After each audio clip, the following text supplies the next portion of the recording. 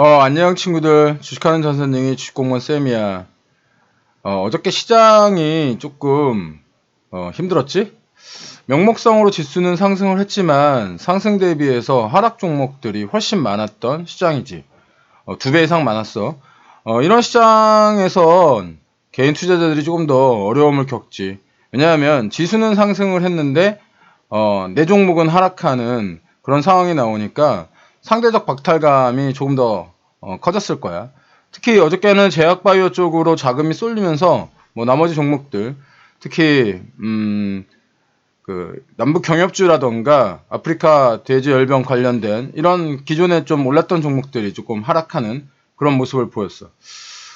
아직 우리 시장은 공포가 지배할 만큼 뭐 크게 상승하지도 않았는데 뭐 리세션의 공포라든가 이런 이야기들이 좀 나와 있는 상태잖아. 그런데 아까도 얘기했지만 우리나라 시장은 그닥 그렇게 크게 오르지도 않은 상태이기 때문에 아직 뭐 리세션의 공포라든가 이런 어떤 그런 불안감에 쫄지 않도록 이렇게 해. 10월 들어서 최근 낙폭이 커지면서 세계 경제, 특히 미국 경제 지표의 비관적인 수치 때문에 어떤 그 시장을 바라보는 시각이 굉장히 비관적으로 바뀐 친구들이 있더라고. 그런데 어저께 미국 시장에서는 골디락스적인 어떤 지표 발표가 있었지. 고용료 발표인데 골디락스라는 뜻이 뭐냐면 골디락스는 뭐 차갑지도 뜨겁지도 않은 뭐 이런 경제 상황을 나타내는 경제 용어야. 이게 이제 그 영국의 어떤 그 전래 동화인 골디락스와 세 마리의 곰에서 어떤 유래된 주인공 이름을 따서 골디락스라고 부르는데 세 마리의 곰이 골디락스에게 스프를 끓여줬거든. 하나는 차가운 거, 하나는 뜨거운 거, 하나는 차갑지도 뜨겁지도 않은 거. 근데 이제 골디락스는 차갑지도 뜨겁지도 않은 적당한 스프를 좋아했다고 해서 골디락스라는 어떤 그 말이 생긴 거지. 즉 현재 시장은 그렇게 나쁘지도 그렇게 좋지도 않다. 적당하다. 이렇게 좀 보면은 크게 틀리지 않을 것 같아. 하지만 사람들은 부정적인 뉴스에 훨씬 더 이렇게 반응을 하는 편이잖아. 그렇기 때문에 뉴스에 따라서 일일비하게 되는데 뭐 전에도 얘기했지만 그럴 필요는 전혀 없어. 개인 투자자들은 기관 투자자들이나 외국인 투자자들처럼 시장의 선도 세력이 될 수 없거든. 내가 선도 세력 이야기를 왜 이야기하냐면 이게 이제 개인 투자자들이 가진 가장 큰 장점이야. 드래프트 한다고 그러지. 부유해. 시장에 적응을 하면 개인 투자자들은 굉장히 살아남을 확률이 매우 높아. 그런데 이게 이제 시장이 상승하거나 시장이 하락할 때 어떤 그 개인 투자자들은 편승하면 되는 거야. 대응하면 되는 건데 시장이 쇠퇴할 때, 시장이 하락할 때 가장 많은 피해를 보는 것은 개인 투자자들이 아니야. 기관 투자자들이라든가 외국인 투자자들처럼 어떤 시장에 많은 자금이 들어가 있는 어떤 선도 세력들이 가장 큰 피해를 보거든. 그런데 그러면 개인 투자자들이 손해를 볼 때는 언제일까? 그건 말이지. 무리해서 추격 매수를 한 종목이 급락을 할 때 개인 투자자들이 손해를 가장 많이 봐. 뭐 지금 같은 시장에서는 뭐 아프리카 돼지열병 관련된 종목들이 좀 그렇겠지. 이 아프리카 돼지열병에 관련된 종목들 중에서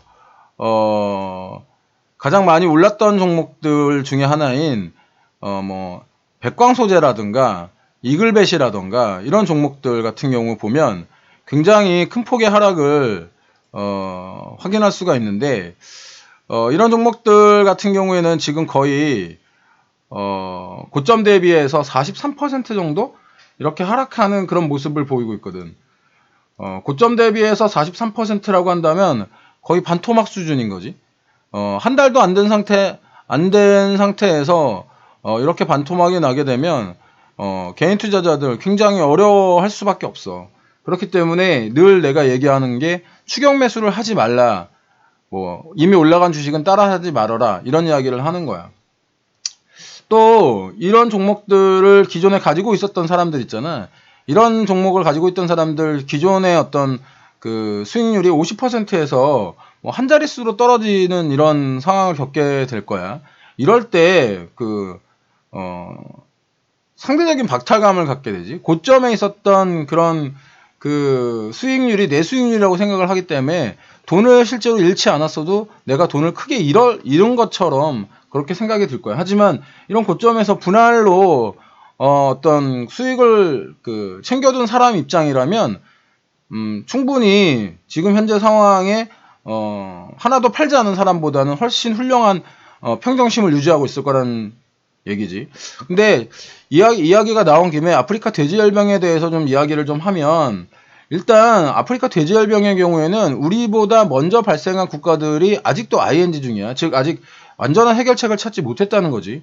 단기적인 테마성으로 어떤 방역 등이 상승을 하기는 했지만 결국 돼지열병의 발병은 돼지 개체수의 감소, 이 생산의 감소로 이어지면서 대체재들의 반사 이익이 뭐 거의 있을 가능성이 높다는 거지.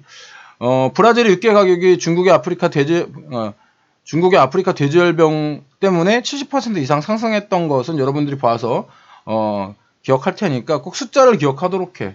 그리고 아프리카 돼지열병에 관련해 가지고는 전에 이게 인체에는 전혀 무해하다는 얘기를 내가 해줬잖아. 그런데 사람들은 열병, 질병과 관련이 되게 되면 일단 기피하는 경향이 매우 강해. 그래서 이런 그 기피하는 경향이 강하면 어떤 상황이 발생을 하게 되냐면 도매 가격은 상승하지만 소매 가격은 오히려 하락하는 현상이 발생을 하게 돼.